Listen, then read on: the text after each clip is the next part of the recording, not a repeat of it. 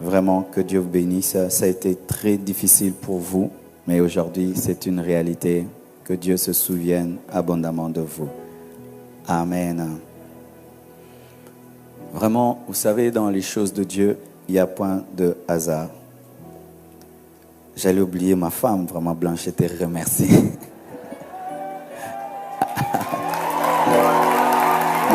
Amen. J'ai senti que j'allais commettre un péché. Amen. Elle m'a épousé pour le meilleur et pour les pires. Ces derniers temps, vraiment, c'est pour les pires. C'est-à-dire pour... je ne veux rien dire. Amen.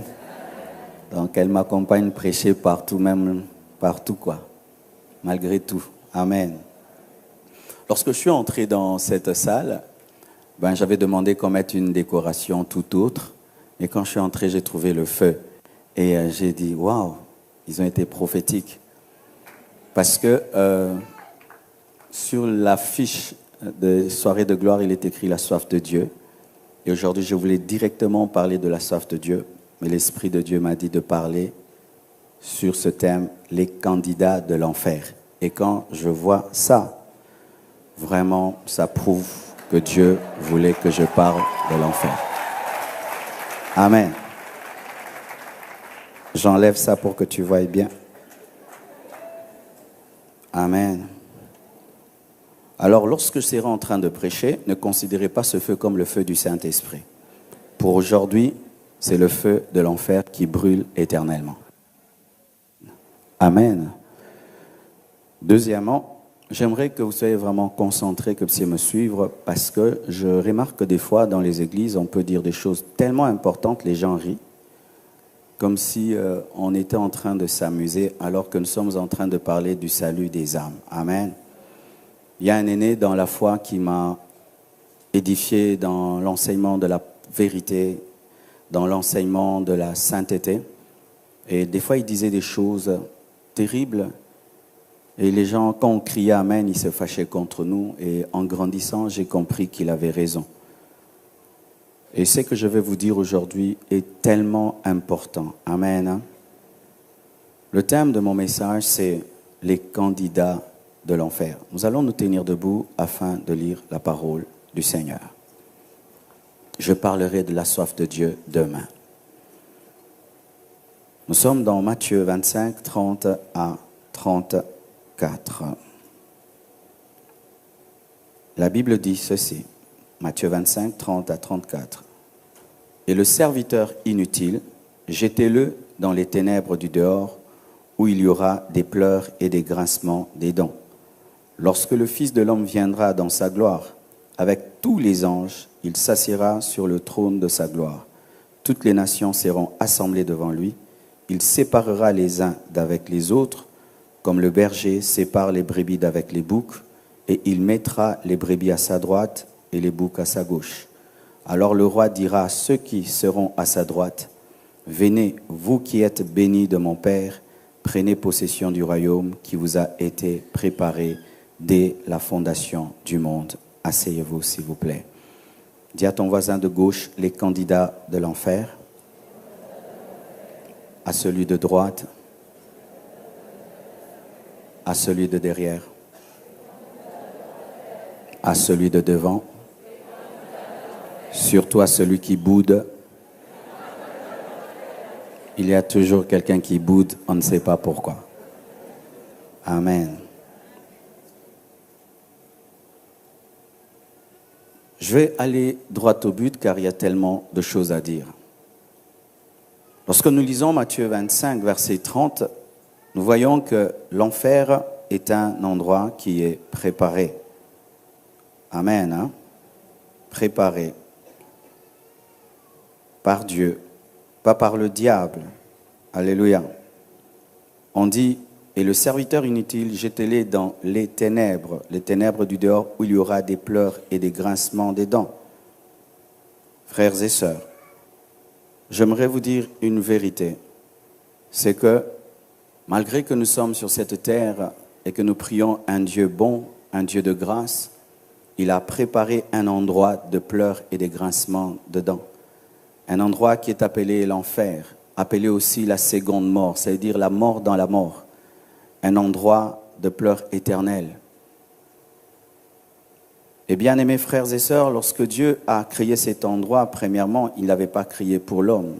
Il avait créé pour le diable. Il avait créé pour les démons. Mais l'homme finit par se retrouver en enfer lorsque il ne suit pas la parole de Dieu. Dieu, lorsqu'il a maudit Lucifer, il a condamné lui et ses démons à finir en enfer. Pour l'instant, il n'y a personne en enfer. Il n'y a pas, même le diable n'est pas en enfer, les démons ne sont pas en enfer. Mais c'est un endroit préparé où il y aura des pleurs et des grincements. On parle dans le futur. Il y aura dans le futur des pleurs et des grincements dedans. Présentement, comme je l'ai dit, l'enfer est vide. Et pas seulement l'enfer, la nouvelle Jérusalem céleste aussi est vide. Mais qu'est-ce qui arrive lorsqu'un homme meurt dans le présent? Il finit, s'il n'a pas cru en Jésus-Christ, dans le Sheol, qui est le mauvais séjour de mort, qui est aussi déjà un endroit de souffrance. Et s'il a cru en Jésus-Christ, il a marché dans la foi, il finit dans le paradis. Et à la fin des temps, au jour du jugement dernier, tous ceux qui étaient dans le paradis iront dans la nouvelle Jérusalem céleste, et ceux qui sont dans le Sheol, le mauvais séjour de mort, finiront en enfer. Le diable le sait. C'est pourquoi lorsque Jésus-Christ est allé chasser les démons dans le pourceau, les démons plutôt dans le possédé de Gadara, ils ont dit ceci: « Es-tu venu nous tourmenter avant le temps? Jette-nous au moins dans ces pourceaux, qu'on n'aille pas loin du territoire. » Les démons savent que l'enfer existe parce qu'ils parlent des tourments avant le temps. Ils savent qu'ils finiront là-bas. Et lorsque quelqu'un de méchant, quelqu'un de mauvais, sait qu'il a déjà gâché sa destinée, il a déjà gâché sa vie, qu'est-ce qu'il fait comme travail? Il cherche à emporter d'autres avec lui. C'est ça le travail du diable aujourd'hui. Tout ce que vous voyez, tout ce que vous voyez autour de vous comme séduction du diable, séduction des démons, c'est seulement un seul but, que vous finissiez dans le feu. Amen. Des fois même, nous, prédicateurs, nous commençons à oublier cela. Nous nous concentrons sur vos bénédictions, nous nous concentrons sur vos problèmes et vos besoins. Et ce n'est pas mal, parce que Dieu aussi pourvoit tout cela. Mais des fois, nous oublions quelque chose de plus important que cela. C'est qu'il y a un esprit très mauvais, méchant, appelé Lucifer, Satan, qui travaille à ce que toi qui es la créature de Dieu, créée à son image, à sa ressemblance, tu finisses dans le feu éternel. Et lorsque on va en enfer, ce sont des grincements de dents au siècle des siècles. C'est-à-dire que ce n'est pas un temps ou un mois, 2 mois, c'est pour l'éternité. Je suis un prédicateur biblique, même si des fois la Bible dit des choses qui me font mal, qui dérangent mon entendement, je prêche la Bible telle qu'elle est parce que je n'ai pas le droit de la corriger. Amen. Au siècle des siècles. Et aujourd'hui, je veux parler de ces personnes qui se sont laissées infecter par le diable, qui se sont laissées séduire par le diable et qui deviennent des candidats pour l'enfer. Je ne prêche pas cela afin de te condamner, afin de te mettre mal à l'aise, mais c'est parce que Dieu veut te sauver. Alléluia. Il ne veut pas que tu puisses rentrer chez toi tel que tu es, étant un candidat de l'enfer. L'Esprit de Dieu me dit de dire ceci, ce n'était pas prévu. Souvent, lorsqu'on donne de tels messages, il y a des gens qui s'assiedent sur la chaise de la perfection. Vous connaissez la chaise de la perfection? La chaise de la perfection, c'est cette habitude spirituelle que nous avons lorsqu'on veut prêcher un message de dire « ça ne me concerne pas ». C'est ça la chaise de la perfection. Où tu dis vraiment, le pasteur vraiment va leur parler.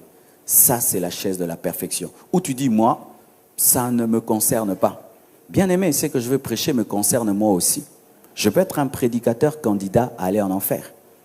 Dernièrement, il y a un homme de Dieu très respecté dans le monde. Il a eu un AVC et il était dans le coma. Il s'est retrouvé devant Dieu et lui pensait que Dieu allait le recevoir parce qu'il remplissait des stades. Dieu lui a dit, rentre, je te donne une seconde occasion. Vous imaginez, beaucoup de jeunes évangélistes, prédicateurs veulent être comme lui, mais lui a failli n'est pas entrer. Même moi qui prêche là, ça me concerne. Je peux être un prédicateur candidat à l'enfer. Alors que personne d'entre nous ici, en écoutant ce message, ne puisse se dire, ça c'est pour les païens, ça c'est pour cela. Non. Dieu ne peut jamais donner un message prophétique sans qu'il y ait des personnes concernées. Voici, mes frères et sœurs, les premiers candidats de l'enfer. Ce sont les personnes qui nient l'existence de Dieu, les athées, les gens qui nient que Dieu n'existe pas.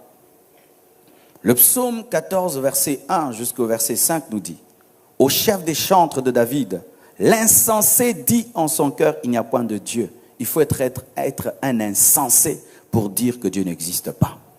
Bien aimé, cette chair, je l'ai vue sur Internet avec mes amis. On a dit, on aimerait avoir une chair pareille, ça fait différent. On est allé sur Internet, on l'a vu et on l'a choisi. On n'a pas vu celui qui a fabriqué la chair, mais je sais qu'il y a quelqu'un qui a fabriqué cette chair. Ce n'est pas parce que je ne vois pas le fabricant de la chair qui n'existe pas. L'œuvre démontre son créateur. Et cette terre démontre qu'il y a quelqu'un qui l'a créée. Parce qu'une terre aussi belle, aussi parfaite, aussi profonde, jusqu'aujourd'hui nous continuons à l'étudier. Nous ne finissons pas et des sciences et des sciences et des sciences naissent pour l'étudier. Et il y a quelqu'un qui dit que Dieu n'existe pas. Les athées sont des insensés, même si ce sont des savants. Un savant qui dit que Dieu n'existe pas, il est plus bête qu'un gamin de la maternelle. Je répète, un savant qui dit que Dieu n'existe pas, il faut qu'on lui arrache même ses diplômes parce que la Bible dit que c'est un insensé. C'est seulement l'insensé qui peut dire que Dieu n'existe pas lorsqu'il se voit lui-même. Lorsque tu te regardes, est-ce que tu es le produit du hasard? Est-ce que tu es le produit de la nature? Est-ce que tu es le produit d'un Big Bang? Est-ce que tu es le produit d'une évolution? Tu es le produit d'une création, d'un être supérieur qui t'a créé à son image et à sa ressemblance. Tu crées parce que Dieu est créateur. Tu as une volonté parce que Dieu a une volonté. Tu vois parce que Dieu voit. Tu entends parce que Dieu entend. Tu touches parce que Dieu touche. Tu penses parce que Dieu pense. Tu es créé à son image et à sa ressemblance. Alléluia. Les hommes qui nient l'existence de Dieu finiront en enfer. Et dans les pays développés de plus en plus, il y a des athées. Pourquoi? Parce que la religion a déçu. Comme la religion a déçu, donc Dieu n'existe pas. Non, bien-aimé, ce n'est pas parce que mes enfants se comportent mal que moi, je suis mauvais. Il arrive de voir un père qui est correct, mais qui a des enfants qui sont bizarres. Tu ne vas pas renier Jésus-Christ ou l'existence de Dieu à cause des chrétiens, des gens qui vont à l'église sans connaître le Dieu qu'ils prient. Parce qu'un homme véritable qui connaît Jésus vit dans l'amour, dans la sainteté, dans la justice. Lorsque vous rencontrez des faux chrétiens, ils ne connaissent pas Dieu. La présence des faux chrétiens n'annule pas l'existence de Dieu, mais prouve que la parole est vraie, mais que l'homme est mauvais. Déçu par la religion, déçu par les pasteurs. Dieu n'existe pas. Si Dieu existait, pourquoi il y a autant de problèmes dans les églises? L'église n'est pas parfaite, c'est Dieu qui est parfait. Et toi-même, tu n'es pas parfait. Alléluia. L'insensé dit que Dieu n'existe pas. Et lorsqu'un homme toute sa vie dit que Dieu n'existe pas, parce qu'il a des diplômes, parce qu'il a une certaine culture qui l'amène à croire que Dieu n'existe pas, moi je crois qu'on sait que je vois, on sait que je touche. Le jour que tu meurs, tu vas finir dans le feu et ce jour en retard, tu découvriras que Dieu existe. J'aime la réflexion d'un homme qui a dit, si toute ta vie tu dis que Dieu n'existe pas, et s'il existait, tu es en danger. Vaut mieux dire que Dieu existe, et s'il existait, tu es sauvé. Alléluia. Parce que croire que Dieu existe te pousse à vivre dans l'amour, à vivre dans la foi. Et je crois qu'il n'y a aucun problème. Toutes ces personnes qui croient en Dieu, qui créent des problèmes, ne connaissent pas le Dieu qu'ils prient. Je répète, ne connaissent pas le Dieu qu'ils prient. C'est pourquoi vous qui allez à l'église, vous avez une grande responsabilité. Celle de prouver au monde que Dieu existe. Car les païens vous regardent. Et lorsqu'ils vous voient vivre dans le péché, vivre sans amour, ils nient Dieu à cause de vous qui dites que Dieu existe. Nous rendons les hommes athées, nous rendons les hommes incrédules par notre comportement. Nous venons nombreux en ce lieu, nous remplissons ce lieu, mais lorsque nous sortons là-bas, le copinage, nous sommes en train de fumer, de nous enivrer, de nous critiquer. Et ceux qui ne sont pas en train de nous voir et nous comporter comme des païens, ils disent que Dieu n'existe pas. ceux qui nient l'existence de Dieu. Si tu es en ce lieu, tu nies l'existence de Dieu. J'aimerais te dire, petit homme, tu finiras par mourir. Même si tu es athée, tu finiras par mourir. Et de l'autre côté, tu découvriras que la vie continue. La vie ne s'arrête pas après le tombeau. La vie continue. Et de l'autre côté, tu rencontreras celui que tu as nié toute ta vie. Beaucoup de recherches sur les athées démontrent qu'à la fin de leur vie, lorsqu'ils sont aux portes de la mort, ils prient et ils invoquent Dieu. Pourquoi? Parce qu'il y a l'inconnu. Même le plus grand scientifique est devant un point d'interrogation lorsque la mort s'approche de lui. C'est pourquoi ne vous laissez pas influencer par vos professeurs d'université. Je dis, ne vous laissez pas influencer par vos professeurs d'université. Ils disent des choses, mais devant la mort, ils vont trembler et il va régner toutes ces théories. Car ce ne sont que des théories. Alléluia. Deuxièmement, ceux qui pensent que tout s'arrête ici-bas. Que le ciel et l'enfer n'existent pas. Tout s'arrête ici-bas. Je les appelle les viveurs. Ils ont comme doctrine, buvons, mangeons, car demain nous mourrons. Ésaïe 22, versets 12 à 14. Le Seigneur, l'Éternel des armées, vous appelle en ce jour à pleurer, à vous frapper la poitrine, à vous raser la tête et à vous ceindre de sac. Donc Dieu les appelle à la repentance. Et voici eux, au lieu de se repentir, d'être tristes pour leurs péchés, et voici de la gaieté et de la joie. On égorge des bœufs et on tue des brebis. Donc on fait des fêtes, on mange de la viande, on boit du vin et on dit mangeons et buvons car demain nous mourrons. Pendant que l'homme qui dit que le ciel et l'enfer n'existent pas, que tout s'arrête sur la terre, dit je veux m'enivrer, je veux manger, je veux jouir de la vie parce qu'après ça il n'y a rien. Dieu dit l'Éternel des armées me l'a révélé. Non, ce crime ne vous sera point pardonné que vous ne soyez morts, dit le Seigneur l'Éternel des armées. J'aimerais parler aux viveurs. Votre vie, c'est le présent. C'est seulement ce monde-ci. En dehors de ce monde, rien n'existe. Pour toi, c'est boire, c'est t'amuser, aller dans les boîtes de nuit et revenir, sortir avec les femmes, sortir avec les hommes, fumer ta cigarette, t'enivrer. C'est ça, ta vie, c'est ça. T'habiller, sortir, jouir de la vie. Et après, qu'est-ce qu'il y a? Il n'y a rien. Moi, je suis dans le présent. Bien-aimés frères et sœurs, il n'y a pas que le présent. Il n'y a pas que ce monde-ci. Et vous qui êtes jeunes, qui vous amusez, regardez un peu ceux qui sont des vieillards. Est-ce qu'ils ont toujours la force de s'amuser? Alléluia. Après que tu t'es donné au plaisir, un jour tu diras, je n'y prends pas plaisir. Vaut mieux donner ta vie maintenant que tu es jeune, afin de pour servir Dieu. Toutes les boîtes de nuit te connaissent. Tu cours les femmes comme un chien. Tout le monde te connaît. Toute ta vie, c'est cela. Cette terre-ci, être à la mode, être à la page, être à la mode, t'amuser. Jamais tu ne t'assieds pour réfléchir sur l'éternité. Parce que pour toi, l'éternité n'existe pas. Ni le ciel, ni l'enfer. Tout s'arrête ici. Et Dieu dit à ces hommes qui pensent que tout s'arrête sur cette terre, il vous dit que vous ne resterez pas impunis. Voici encore d'autres candidats de l'enfer. Ceux qui, au nom de la grâce, nient l'existence de l'enfer. Ils disent que Dieu est bon et ne peut envoyer sa créature en enfer. Ils sont dans une grâce excessive. Romains 6, verset 1 à 2 nous dit, que dirons-nous donc? Demeurons-nous dans le péché afin que la grâce abonde? Loin de là, loin de là. Nous qui sommes morts au péché, comment vivrons-nous encore dans le péché? Amen. J'aimerais parler aux enfants de Dieu et même à nous serviteurs de Dieu. Aujourd'hui, il y a une fausse doctrine dans les églises où on dit aux gens que Dieu est tellement bon, même si tu pèches, c'est un Dieu d'amour, c'est un Dieu d'amour, c'est un Dieu d'amour, c'est un Dieu d'amour. La grâce est devenue comme une piscine du sang de Jésus-Christ, une douche du sang de Jésus-Christ. Les gens confessent en avance les péchés qu'ils commettront, que Dieu me pardonne le mal que je vais te faire, que Dieu me pardonne ce que je veux te dire, que Dieu me pardonne la réponse que je te donnerai. Nous nous amusons avec la grâce de Dieu.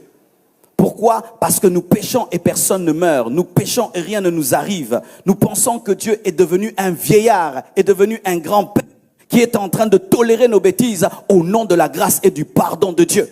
Bien-aimés frères et sœurs, un jour un fils de David a péché. Lorsque Absalom a péché, il a tué son propre frère. La Bible nous dit qu'un des généraux, Joab, un général de David, est allé le chercher et il l'a ramené devant son père. Il a intercédé pour que David pardonne à Absalom. Mais lorsque Absalom a commencé à s'amuser avec cette grâce, le même général est celui qui l'a tué. Ne jouez pas avec la grâce de Dieu. Je veux pécher, Dieu va me pardonner. Je veux pécher, est-ce que je veux perdre le Saint-Esprit? Je veux pécher, est-ce que je veux perdre l'enfant? Je veux pécher, mais quand je prie, Dieu m'exauce. Vous êtes en train de jouer avec la grâce de Dieu. Un enfant de Dieu ne prémédite pas le péché. Un enfant de Dieu ne s'encourage pas dans le mal et disant Dieu me pardonnera. Ou on demeure dans un péché mais on le confesse quand même, mais on ne veut pas l'abandonner. Ainsi, nos confessions ne sont pas confessions, ce sont seulement des placebos. Vous connaissez les placebos? Ce sont des médicaments psychologiques qui ne guérissent pas mais qui calment la conscience. Le péché que tu confesses, est-ce que tu veux l'abandonner? Seigneur, pardonne-moi parce que je me drogue. Est-ce que vraiment tu veux abandonner cette drogue ou bien tu veux seulement en parler? La grâce. Bien-aimés frères et sœurs, un prédicateur qui te présente l'amour de Dieu sans te présenter la sainteté de Dieu te ment. Un prédicateur qui te présente la grâce de Dieu sans te parler de la justice de Dieu te trompe. Un prédicateur qui te parle du ciel sans te parler de l'enfer te trompe. Ce n'est pas parce que nous sommes tous ici que tous nous irons au ciel. Non, archi faux. Et ce n'est pas parce que nous mourrons et qu'il y a des gens qui viennent qui disent il était un homme bien le jour de la mort que tout le monde va à un bon endroit. La destinée n'est pas précisée par la couronne de fleurs ou la gerbe qu'on met sur le tombeau, mais par la vie que tu as eue avant la mort. Que ton âme repose en paix. Tu ne reposeras pas en paix parce qu'on a mis une gerbe de fleurs parlant de la paix, mais tu te reposeras en paix si tu as marché dans la paix. Et celui qui est la paix, c'est Jésus-Christ de Nazareth. Non, Dieu m'aime trop. Moi, j'ai une alliance exceptionnelle avec Dieu. Des gens qui pensent toujours être dessus de la parole de Dieu. Quand la Bible lui dit pécheur tu mourras, lui c'est un pécheur exceptionnel. Quand la Bible lui dit que les impudiques n'hériteront pas le royaume des cieux, lui c'est un impudique exceptionnel. Quand la Bible dit que les sorciers iront en enfer, pour lui il est un sorcier exceptionnel. Un sorcier exceptionnel. Pourquoi tu penses que tu es exceptionnel? Pourquoi pensez-vous être exceptionnel? Tu as des yeux comme nous, tu as un nez comme nous, tu as des pieds comme nous. Pourquoi face à la parole tu penses que tu es exceptionnel? Ça c'est le diable qui te trompe. Dieu, pour prouver que Moïse n'était pas exceptionnel, Dieu lui a dit tu n'entreras pas. Le grand Moïse n'est pas entré. L'homme qui a divisé de la mer Rouge, l'homme qui a frappé la plus grande puissance du monde, par la puissance de Dieu, il n'est pas entré en Canaan parce que Dieu voulait dire ceci. Personne n'est exceptionnel. Dieu n'a pas de chouchou. Une autre preuve que Dieu n'a pas de chouchou. Son propre fils a porté nos péchés et Dieu l'a abandonné pour nos péchés. Si Dieu a abandonné son fils pour les péchés qui ne sont pas ses péchés, qu'est-ce qu'il fera de nous qui sommes ses fils adoptifs pour nos propres péchés?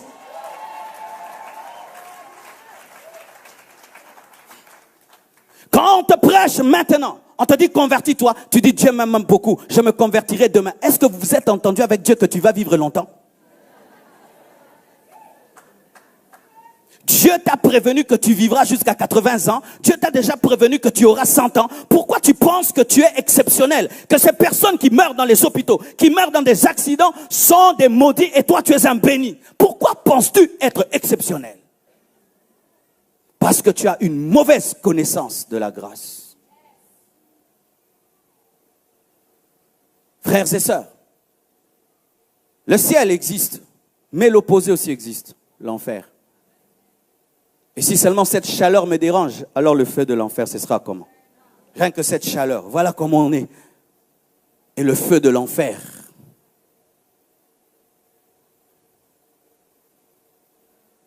Voici d'autres.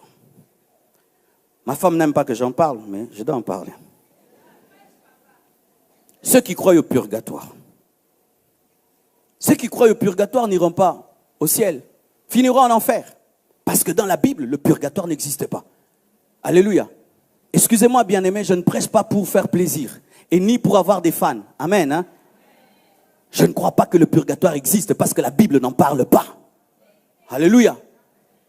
Que dit la Bible dans Luc 16, versets 22 à 28? Le pauvre mourut et fut porté par les anges dans le sein d'Abraham. Le riche mourut aussi et fut enseveli. Dans le séjour de mort, il leva les yeux et tandis qu'il était en proie au tourment, il vit de loin Abraham et Lazare dans son sein. Il s'écria, « Père Abraham, aie pitié de moi. Et envoie Lazare pour qu'il trempe le bout de son doigt dans l'eau et me rafraîchisse la langue, car je souffre cruellement dans cette flamme. » Abraham répondit, « Mon enfant, souviens-toi que tu as reçu tes biens pendant ta vie et que Lazare a eu les maux pendant la sienne. Maintenant, il est ici consolé et toi tu souffres. » Écoutez maintenant la précision biblique, le verset 26 qui prouve que le purgatoire n'existe pas. « D'ailleurs, il y a entre nous et vous un grand abîme, afin que ceux qui voudraient passer d'ici vers vous ou de là vers nous ne puissent le faire. » La Bible. Le purgatoire nous enseigne que tu peux être dans le mauvais séjour de mort et puis si on prie pour toi sur la terre, on fait des prières et ton âme commence à aller dans le paradis. Mais la Bible nous dit qu'il est impossible que ceux qui sont dans le Sheol puissent aller dans le paradis. C'est ce qui est écrit dans la Bible, c'est écrit, c'est écrit. Alors bien aimé, si tu crois au salut après la mort, péchons tous et payons des gens pour qu'ils prient pour nous et nous allons finir au ciel. Bien aimé, ça c'est une fausse doctrine, c'est une doctrine imparfaite. La doctrine qui responsabilise pas l'homme dans sa vie n'est pas de Dieu. Parce que Dieu dit que l'âme qui pêche, c'est celle qui mourra. Ce n'est pas qu'après ta mort, alors tu auras une vie éternelle, alors que tu as refusé de donner à Dieu ta vie, qu'est-ce qu'il fera de ta mort? Toute ta vie, tu refuses de croire en Dieu et puis tu meurs. Et dans l'au-delà, les prières des autres te sauvent. Est-ce que bien aimé, c'est logique? Ce n'est pas logique. Dieu ne peut pas engendrer une doctrine aussi défaillante. C'est une mauvaise doctrine. Toute la vie, ma vie, je vis dans la méchanceté, je maltraite mon semblable, et puis je meurs, et puis toute une église commence à prier pour moi chaque vendredi, et puis je me retrouve au ciel. Vous croyez en ça? Si vraiment tu crois en ça, tu es un fainéant spirituel. Tu refuses d'évangéliser pendant ta vie, d'adorer pendant ta vie, de servir Dieu, d'être persécuté pendant ta vie, mais tu veux dans l'éternité être sauvé. D'ailleurs, est-ce que c'est Jésus, tu le connaîtras? Bien-aimés frères et sœurs, le purgatoire n'existe pas. Tout se détermine maintenant. Si tu ne donnes pas ta vie à Jésus pendant ta vie, il n'a que faire de ta mort, il n'a que faire de ta mort. Une fois que l'homme meurt, les carottes sont cuites. Il est écrit, il est impossible que ceux qui sont ici puissent aller vers vous. Parole claire de Jésus-Christ. Voici encore ceux qui sont candidats à l'enfer. Ceux qui croient à la réincarnation. C'est un beau mot, mais c'est un mensonge. La vérité n'est pas dans la beauté du mot. La vérité, c'est ce qui est dans la Bible. Réincarnation. Waouh! Réincarnation. Alléluia. Et ils le disent avec beaucoup de spiritualité. Réincarnation. Le nirvana. La Bible dit ceci dans Hébreux 9, verset 27. Et comme il est réservé aux hommes de mourir une seule fois, après quoi vient le jugement. La réincarnation nous enseigne ceci, que l'homme peut revenir sur la terre 10 fois, 20 fois, 30 fois. Et la Bible ajoute et dit ceci. Comme l'homme meurt une fois et après quoi vient le jugement, de même Christ est mort une seule fois pour porter les péchés de plusieurs. Pour dire ceci, si l'homme avait 3 vies, Jésus allait mourir 3 fois. Et comme tu n'as qu'une seule vie, il n'y a qu'une seule croix. La seule croix de Jésus-Christ prouve que tu n'as qu'une seule vie. Si tu avais 10 vies, il fallait que Jésus-Christ vienne 10 fois. Et comme il est venu une fois, c'est une preuve que tu ne viendras qu'une fois. Alléluia. Tu ne reviendras pas. Et d'ailleurs, qu'est-ce qu'on nous dit? Tu peux revenir comme un cancréla, comme une souris. Vous croyez en ça? C'est-à-dire que toutes ces souris qui marchent, il ne faut pas les écraser, peut-être c'est grand-père. La fleur, il ne faut pas la couper, peut-être c'est maman. Alléluia. Il faut laisser les moustiques, surtout chez nous en Afrique, laisser les moustiques, peut-être c'est tonton. Je ne crois pas cela. Je dis, je ne crois pas cela. L'homme ne devient pas un cancréla. L'homme ne devient pas un pigeon. L'homme ne devient pas une fleur. Tu es créé à l'image de Dieu. Tu meurs comme un homme et tu ne reviens pas comme une plante. Alléluia. Et si tu attends une réincarnation, qu'est-ce que ça va faire? Tu peux négliger cette vie présente. Tu la vis au brouillon. Tu vis dans le mal et dans le péché. Tu dis, je mourrai et puis je reviendrai et je vais arranger dans la prochaine vie. Alors qu'en Dieu, il n'y a pas de repêchage. C'est une université où il n'y a pas de repêchage. Tu n'as pas une seconde vie. Dis ça à ton voisin. Ajoute, que fais-tu de cette vie-ci? Ah oui, tu n'as que cette vie. Tu n'as que cette vie. Vous voyez souvent les enfants qui jouent au Nintendo. Quand ils jouent au Nintendo, tu peux avoir plusieurs vies. Alors si on le tue au Nintendo, il peut dire non, j'ai encore une deuxième vie. Bien aimé, la vie n'est pas un Nintendo. Ce n'est pas manga. Je dis la vie, ce n'est pas manga. Alléluia. Tu n'as qu'une seule vie. Il n'y aura pas deux Marcelo. Si je rate ce que je fais aujourd'hui, je n'aurai pas une seconde vie. Et imagine maintenant, tu as maintenant 50 ans, 60 ans, tu vis au brouillon. 60 ans, mais tu vis comme un enfant. 40 ans, tu vis comme un enfant. Et d'ailleurs, tu dis que tu es un enfant à 40 ans. Nous les jeunes. Jésus, âgé de 33 ans, a bougé le monde. Il a bougé le monde. 33 ans. Il a bougé le monde. Mais il y a des gens qui disent, j'ai encore le temps. Il a quel âge? 40 ans. Bien aimé, le jour que j'ai eu 40 ans, bien aimé, j'ai eu un coup de blues. J'ai eu de la tristesse. Parce que je savais qu'on ne va plus commencer à m'appeler jeune. Donc là, j'ai fait un bilan de ma vie. Et des fois, ma femme se moque de moi et dit, Marcelo, tu n'es plus jeune, au colis. En français, tu as grandi. Tu as 40 ans, tu joues avec ta vie. 40 ans, tu as des copines. Tu ne penses pas te marier. Tu ne penses pas avoir une famille. 40 ans.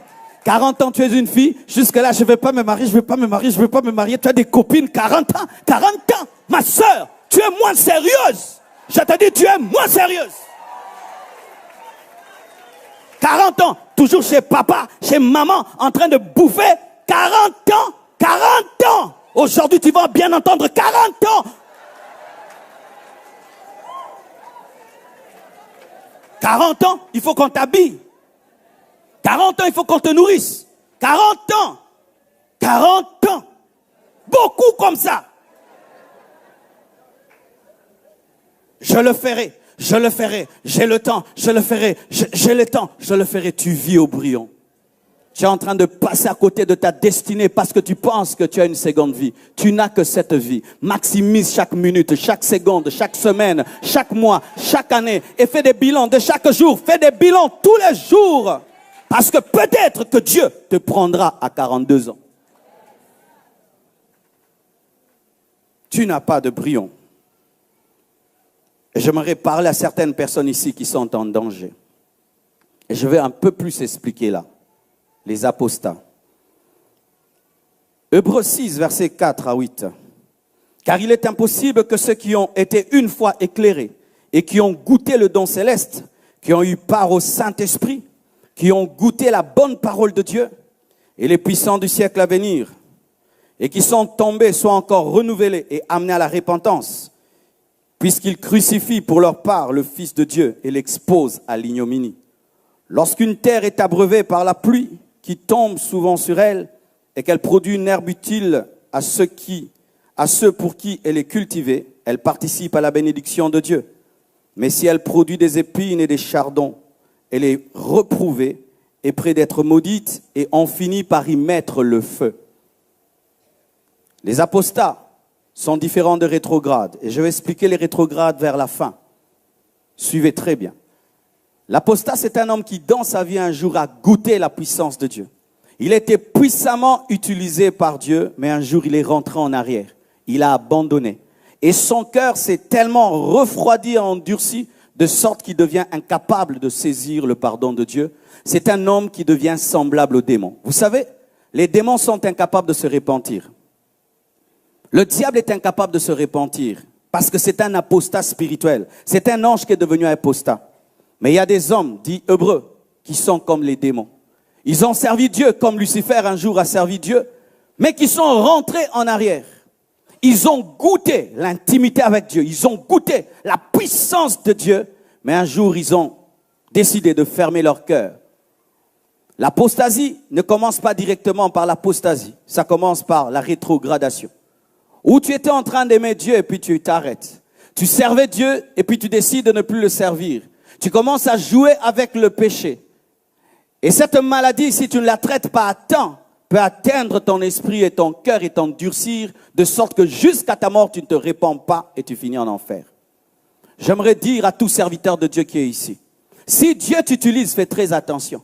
Souvent, les gens qui tombent dans l'apostasie, ce ne sont pas les fidèles, ce ne sont pas les bébés spirituels. Eux, ils pêchent et puis ils demandent pardon, ils se relèvent. Mais les gens qui ont été utilisés par Dieu, imaginez là, moi un jour je décide, je dis que Jésus-Christ n'est pas Dieu et puis je crois en autre chose. Bien aimé, ça c'est vraiment de la folie. Si j'atteins ce niveau-là, qu'est-ce qu'on peut encore me dire pour que je revienne? Chers serviteurs de Dieu, faisons très attention. Lorsque Dieu t'utilise à un certain niveau, les esprits aussi qui te combattront seront proportionnels au niveau que tu as. Et quand tu opères dans un niveau spirituel, si tu ne gardes pas ta communion avec Dieu, un esprit d'apostasie peut te servir, t'utiliser. Demain, tu commences à prêcher des hérésies. Tu commences à renier la Bible. Tu commences à casser la doctrine biblique. Tu deviens un instrument du diable qui ne se répand jamais. Et nous avons des apostats. Mais voici ceci. Pour ce qui est de l'apostasie, l'homme est incapable de connaître, à moins que Dieu te le dise, que tel est apostat, parce que certaines personnes ont été traitées d'être apostates, mais à la fin de leur vie se sont repentis. Ce n'étaient pas des vrais apostats. Un vrai apostat, même jusque devant la tombe, il ne se répand jamais.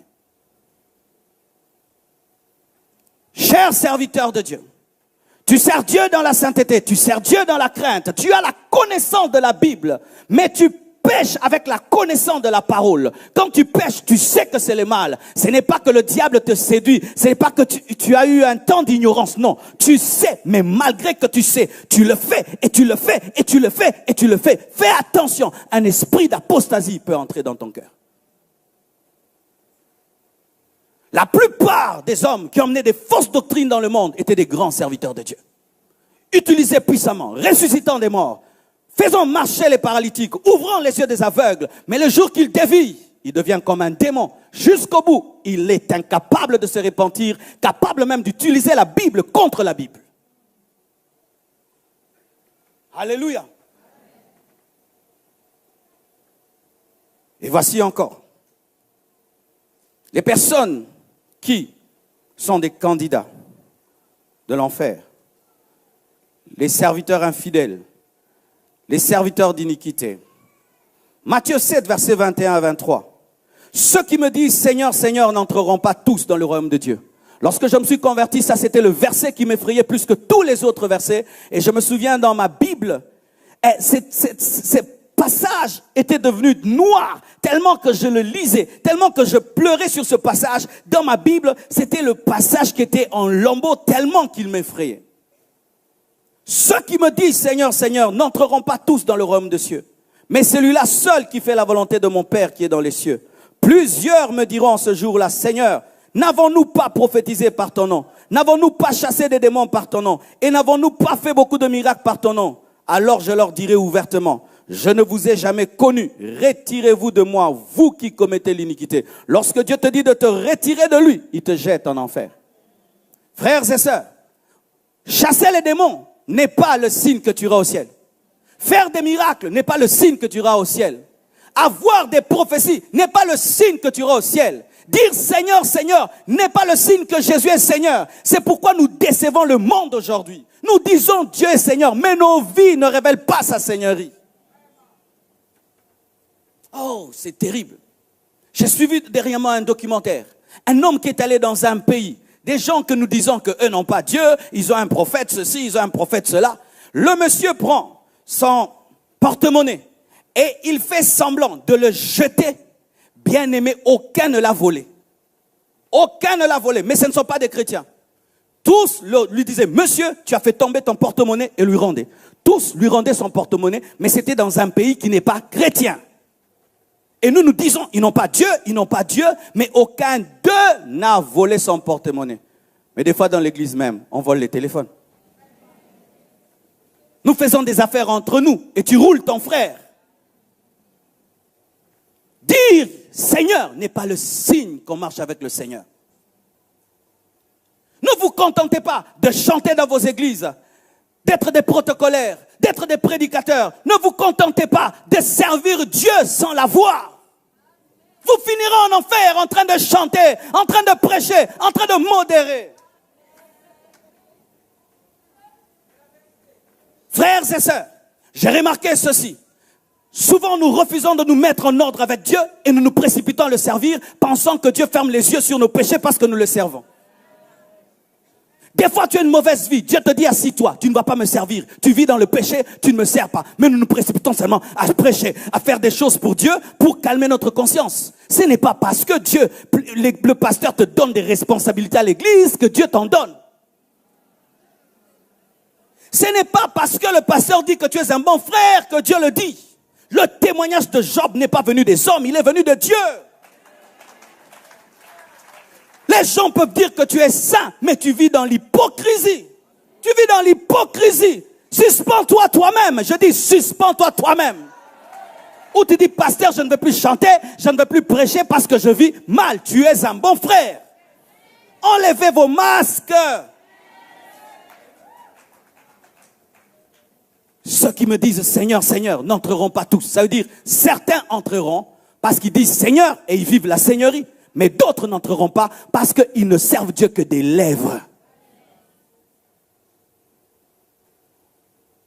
Alléluia. J'ai parlé précédemment des rétrogrades, je vais entrer en profondeur à présent. Les rétrogrades et les satisfaits. Ça précède mon message de demain sur la soif. Les rétrogrades et les satisfaits sont aussi des candidats pour l'enfer. C'est terrible, mais c'est vrai. Apocalypse 22, versets 2 à 5 dit « Je connais tes œuvres, ton travail et ta persévérance. Je sais que tu ne peux supporter les méchants, que tu as éprouvé ceux qui se disent apôtres et qui ne le sont pas, et que tu les as trouvés menteurs, et que tu as de la persévérance, que tu as souffert à cause de mon nom, et que tu ne t'es point lassé. Mais ce que j'ai contre toi, c'est que tu as abandonné ton premier amour. Souviens-toi donc d'où tu es tombé, répands-toi et pratique tes premières œuvres. Sinon je viendrai à toi et j'ôterai ton chandelier de sa place. Si on enlève le chandelier de sa place, qu'est-ce qu'il y a? Les ténèbres. À moins que tu ne te répandes. L'église d'Éphèse était une église qui avait perdu sa soif de Dieu, qui avait perdu son amour pour Dieu. Et beaucoup d'églises aujourd'hui sont tombées dans ce piège-là. Et chers hommes de Dieu, nous ne devons pas seulement nous contenter d'avoir des églises remplies. Qui remplissent nos églises? Est-ce qu'ils ont soif? Nous ne devons pas nous contenter d'avoir des offrandes et des dîmes. Qui donne ces dîmes et qui donne ces offrandes? Nous ne devons pas nous contenter de dire que l'église grandit. Mais est-ce qu'il y a la soif de Dieu? Et dans l'église d'Éphèse, c'était une église capable de détecter même les faux docteurs et les faux enseignants. C'est-à-dire, ils sont capables de dire c'est un faux serviteur et un vrai, mais eux-mêmes sont dans le faux. Vous connaissez ces chrétiens-là? Fort dans le discernement des faux pasteurs et des vrais pasteurs, mais lui-même il est faux. Oui, tu es le premier à dire c'est un magicien, c'est un occultiste, mais toi-même tu es impudique. Tu es le premier à dire c'est un pasteur cupide, mais toi-même tu es voleur. Ce n'est pas parce que tu vois le péché des hommes de Dieu que tes péchés ont disparu. Je répète, ce n'est pas parce que tu vois les péchés des hommes de Dieu que tes péchés disparaissent. Et ce n'est pas parce que tu es capable de discerner la fausse doctrine que toi tu es dans la vraie doctrine. Ils étaient capables de discerner les faux apôtres, les faux enseignants, mais eux-mêmes n'aiment plus Dieu. Et ça, c'est un piège de l'église actuelle. Des gens qui sont là tout le temps à étudier les autres, à étudier les autres, à étudier les autres. Étudie-toi toi-même. Étudie-toi toi-même. Pourquoi il a prêché ça? Mais pourquoi il n'a pas fermé son bouton? Mais parce que j'ai chaud.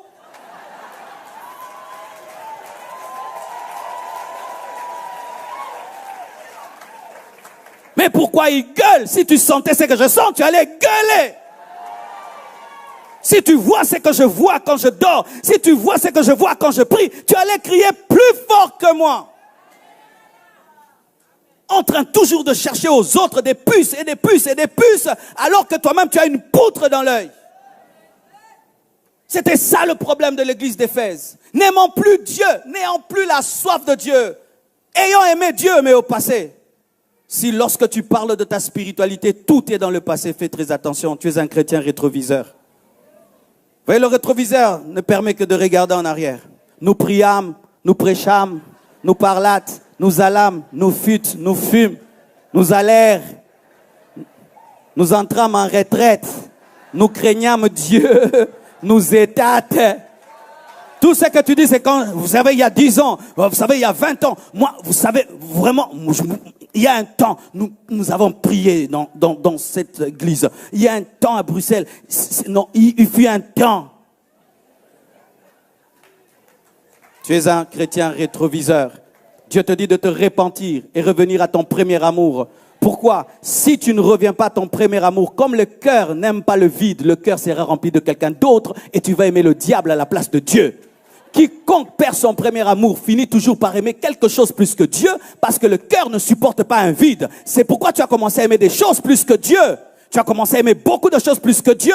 Tu es incapable de lire la Bible, mais tu passes ton temps devant ton téléphone. Vous passez votre temps devant YouTube, WhatsApp, mais vous ne lisez aucun verset biblique. Aimons vos téléphones plus que vos Bibles. Si on te vole ton téléphone, tu vas pleurer, mais ta Bible, tu la cherches le dimanche avant d'aller à l'église, mais tout le temps le matin, tu as ton téléphone, mais jamais le matin, tu as un verset biblique. Donne-moi un verset biblique que tu as lu aujourd'hui, mais tu as lu des emails, des textos, des chats.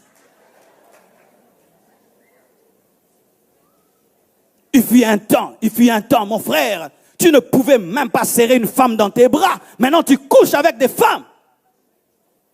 Il fut un temps, mon frère, tu ne pouvais même pas avoir des pensées impures. Maintenant, tu vis dans la masturbation. Et tu vis dans la masturbation pour dire, je ne le fais avec personne, je le fais avec moi-même. Au dernier jour, Dieu te présenterait une prostituée appelée ta main. Ta prostituée, ta main. C'est pourquoi la Bible dit que si ta main est une occasion de chute pour toi, coupe-la. Jésus savait qu'il y aurait des masturbateurs. Oui. La masturbation est devenue un grand péché dans les églises, Tu désires des choses, et comme tu ne peux pas les faire, tu le fais tout seul. Ainsi, tu vas te baigner, tu fais 2 heures, tu finis le savon, mais tu ne t'es pas lavé. Et tu viens à l'église, tu imposes les mains, Jean, recevez, bien-aimé. Arrête de nous saluer, ne nous salue pas.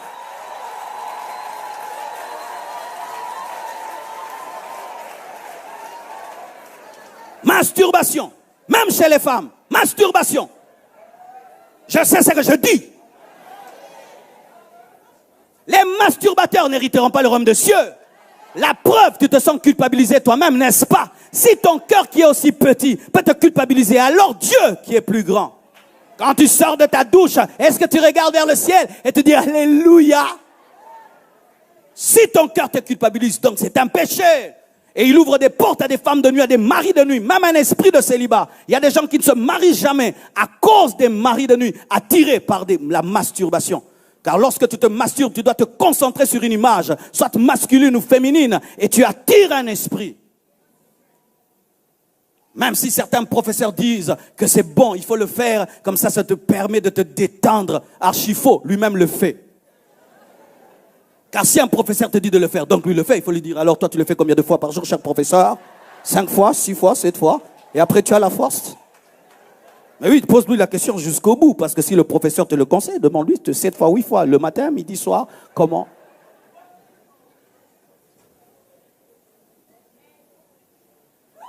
Alléluia. L'église d'Éphèse avait perdu la soif, mais il y a une autre église, et ça c'est l'église que nous devenons. Celle de Laodicée. Elle manquait de soif. Elle dit qu'elle n'a besoin de rien. Dans Apocalypse 3, verset 17. Parce que tu dis, je suis riche. Je me suis enrichi et je n'ai besoin de rien. Je suis riche, je me suis enrichi, je n'ai besoin de rien. Parce que tu ne sais pas que tu es malheureux, misérable, pauvre, aveugle et nu.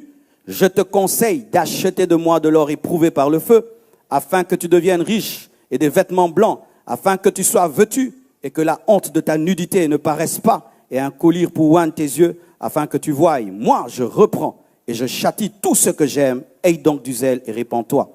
L'église de Laodicée était devenue une église riche. Et sa richesse l'a empêché d'avoir soif, disant que je n'ai besoin de rien. Et je vous assure, c'est vrai, j'aime que Dieu donne beaucoup d'argent dans le ministère, comme on l'a demandé. L'argent a permis de louer cet endroit. Sans argent, on ne serait pas là. L'argent a permis de mettre ces lumières, d'avoir toute cette belle déco, et ça fera des très belles images. L'argent permet d'avoir une bonne sono, d'avoir des belles caméras. L'argent nous permet de vous envoyer des vidéos chaque fois, chaque semaine. C'est bien tout ça.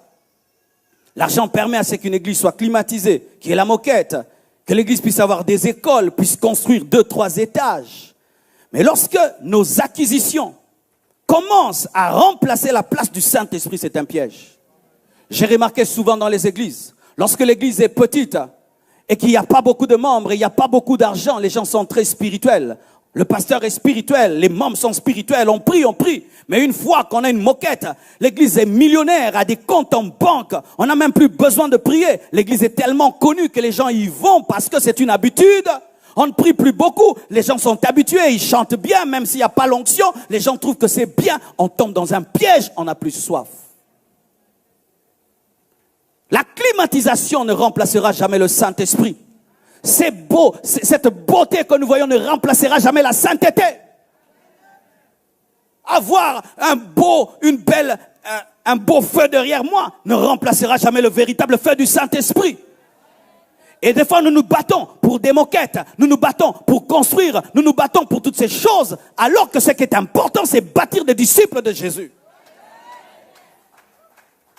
Et les fidèles, souvent, vous tombez dans l'orgueil d'être dans des grandes églises. Lorsque votre église devient une grande église et que votre pasteur devient un pasteur riche et qu'il y a des hommes riches dans l'église et que vous faites des choses très très belles, vous commencez à croire que ça fait de vous une superbe église supérieure aux autres. Les gens viennent maintenant à l'église, non plus pour prier, mais pour l'argent. Parce que lorsque dans l'église, il y a beaucoup d'hommes riches, ils peuvent donner du boulot. Et les gens ne prient plus. Ils attendent la fin du culte pour dire, est-ce que tu peux m'engager? Et on ne prêche plus certaines choses parce que ça va toucher les hommes riches. Ils vont cesser de donner. Ils vont partir et ils donnent 10 000 $ par mois. Alors, ils risquent de partir. Il faut partir avec tes 10 000 $ qui bloquent le réveil. Il faut t'en aller. Si ma prédication te dérange et tu veux que je la change, va avec ton argent. Laisse-moi Jésus. Laisse-moi tranquille avec Jésus. Mais qu'est-ce qui arrive? Les partenaires financiers, ils veulent maintenant commencer à diriger le pasteur. Et vous savez souvent, quand les hommes sont riches et n'ont pas l'esprit, ils n'aiment pas des choses spirituelles. Ils veulent maintenant, dans l'église, qu'il y ait maintenant des moments d'agapé où on mange au lieu de jeûner. Certaines églises, il faut qu'on enlève les moquettes, il faut qu'on enlève les belles chairs et que les gens soient sur les nattes et puissent jeûner encore.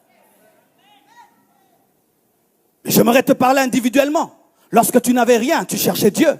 Lorsque tu manquais de tout, tu cherchais Dieu. Maintenant que Dieu t'a béni, tu as une maison, tu as une voiture, tu as une femme, tu as des enfants. Est-ce que tu pries comme avant?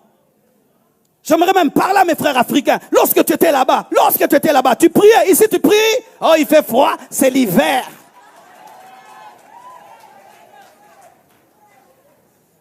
Dans la pauvreté, tu as aimé Dieu. Lorsque tu manquais de tout, tu as cherché Dieu.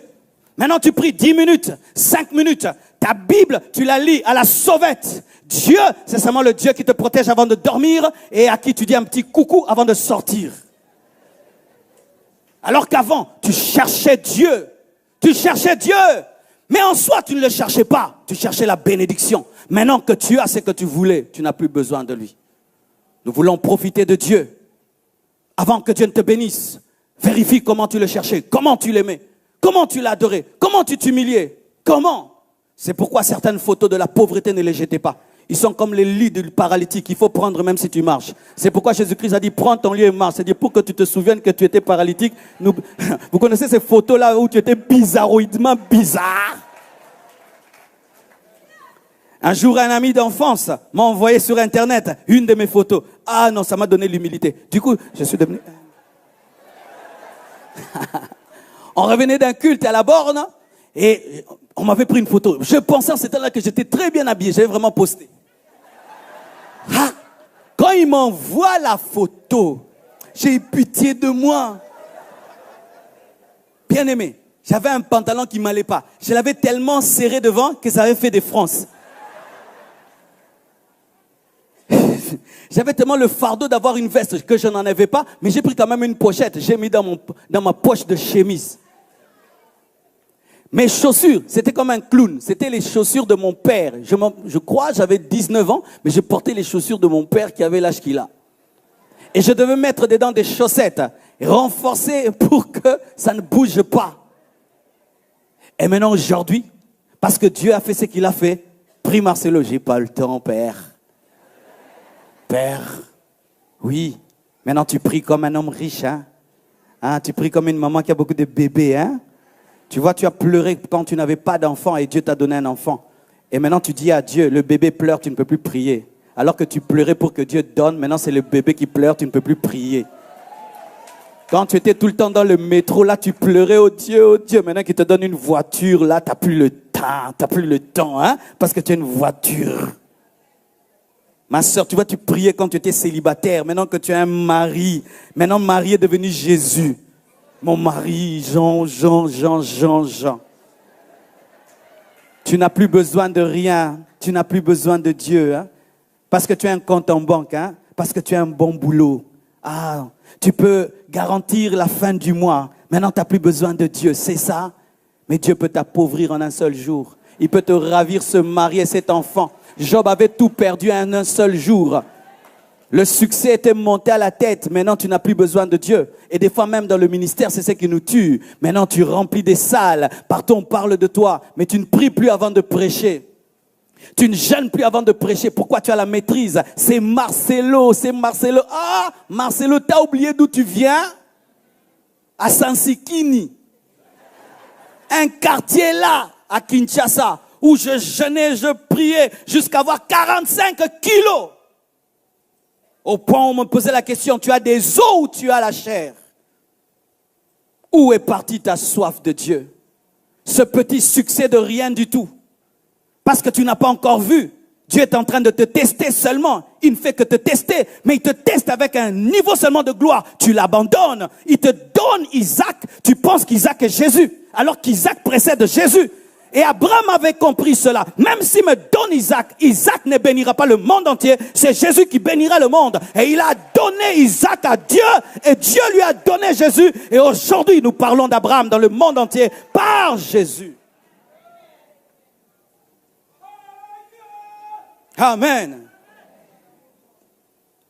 Et voici une chose importante qui paraît si simple en ce temps de la fin. Voici les personnes qui sont candidates. Ceux qui rejettent Christ, refusant de croire en lui. Ceux qui refusent de lui ouvrir leur cœur, les endurcis. Apocalypse 20, verset 12 dit, « Et je vis les morts, les grands et les petits, qui se tenaient devant le trône. Des livres furent ouverts, et un autre livre fut ouvert. Celui qui est le livre de vie, et les morts furent jugés, selon leurs œuvres, d'après ce qui est écrit dans ce livre. » Et la Bible dit au verset 15, « Quiconque ne fut pas trouvé écrit dans le livre de vie, fut jeté dans les temps de feu. » La Bible dit, « Celui qui a le Fils a la vie, celui qui n'a pas le Fils n'a pas la vie, et la colère de Dieu demeure sur lui. » Les personnes qui refusent de donner leur vie à Jésus. On te présente Christ ce soir et tu refuses. Tu dis, je suis venu seulement écouter, qu'est-ce qu'il dira? Et puis tu t'en vas. Si on t'en est là, tu as un accident, tu meurs, tu vas en enfer. Parce qu'il a frappé à la porte de ton cœur et tu as refusé. Combien de fois on t'a prêché, tu humilies les prédicateurs. Les frères et sœurs viennent te parler de Jésus-Christ et tu te prends pour une star. Non, je ne croirai pas, j'ai le temps. Et tu penses que tu es un enfant gâté parmi les frères alors que tu es un homme animal parmi les vivants. Oui, certaines personnes qui n'ont pas Christ, lorsque tout le monde s'affaire autour d'elles afin de les amener à Christ, elles se prennent pour trop importantes. Ainsi, elles font marcher les chrétiens. Je ne veux pas croire. Comme ça, on te suit tous les jours. Je ne veux pas croire. Tu es un homme animal parmi les vivants. Ils ont compassion de toi, mais tu joues la star. Un jour, on t'a présenté Jésus. Tu étais convaincu, mais tu as refusé. Certains refusent à cause des fausses doctrines. D'autres, par ignorance. D'autres refusent la vie que Christ leur demande. Bien-aimé, lorsque j'étais un païen et qu'on me prêchait, je connaissais la vie que Dieu me demandait. Je savais que si je donne ma vie à Jésus, j'arrête avec la musique du monde, j'arrête avec les copines, j'arrête avec l'orgueil, avec le mensonge, j'arrête avec tout ce que je faisais. Je savais. Et alors je refusais cette vie-là. C'est pourquoi je refusais de le recevoir. Certains ici, vous aimez Jésus, mais vous refusez de le recevoir parce qu'il va vous transformer. Vous l'appréciez, vous aimez beaucoup Jésus, mais vous connaissez quelle vie va vous demander, vous refusez. La Bible dit, celui qui n'aura pas son nom inscrit dans le livre de vie n'entrera pas dans le royaume des cieux. Et pour entrer dans le royaume des cieux, il faudrait que Jésus écrive ton nom. S'il n'écrit pas, tu n'entreras pas. As-tu déjà donné ta vie à Jésus? Je ne dis pas, vas-tu à l'église? Je ne dis pas, as-tu été baptisé? Parce que certains étaient baptisés quand ils étaient bébés. Le baptême des bébés n'est pas un baptême. Baptiser un bébé, c'est le laver sans savon. Baptiser un bébé, c'est le laver sans savon. Pourquoi? La Bible dit que le baptême est un engagement d'une bonne conscience envers Dieu. Est-ce qu'un enfant peut s'engager? Si tu ne peux pas engager un enfant rien que dans une entreprise de ce monde, comment peux-tu engager un enfant dans les choses de Dieu? Et d'ailleurs, ce sont tes parents qui ont décidé, alors que le salut est personnel. Si tu étais baptisé quand tu étais enfant, ce n'était pas un baptême, on t'a lavé. Maintenant, il faut croire en Jésus-Christ pour être baptisé au nom de Jésus quand tu es adulte. Je termine mon message. Dis à ton voisin, qui sont candidats pour le ciel? Acclamons le Seigneur avant que je le dise. Voici le candidat du ciel. C'est celui qui a cru en Jésus, qui l'a reçu comme son Seigneur et son Sauveur, qui demeure en lui jusqu'à la mort ou jusqu'à l'enlèvement. Si tu fais cela, tu es candidat pour le ciel. Si tu as reçu Jésus dans ton cœur, comme ton Seigneur, celui qui te dirige, comme ton Sauveur, celui qui te sauve de tous tes péchés, et si tu demeures dans sa parole jusqu'à ta mort, parce que si tu abandonnes, tu perds, jusqu'à ta mort, jusqu'à l'enlèvement. Frères et sœurs, je suis sûr qu'ici, il y a des gens qui ont déjà donné leur vie à Jésus-Christ. La Bible dit que celui qui persévérera jusqu'à la fin sera sauvé. Persévérer. Amen. Persévérer. Aujourd'hui, c'est difficile de persévérer. Il y a tellement de tentations autour de nous. Il y a tellement de l'influence, de la pression. Ne vous compromettez pas. Amen. Même si vous vivez en Europe, ce n'est pas une raison pour vivre dans le péché. Alléluia. Ce n'est pas une raison pour vivre dans le péché. Celui qui a donné sa vie à Jésus, celui qui lui a donné son cœur, qui lui a ouvert son cœur et qui persévère dans sa parole jusqu'à la mort ou jusqu'à l'enlèvement.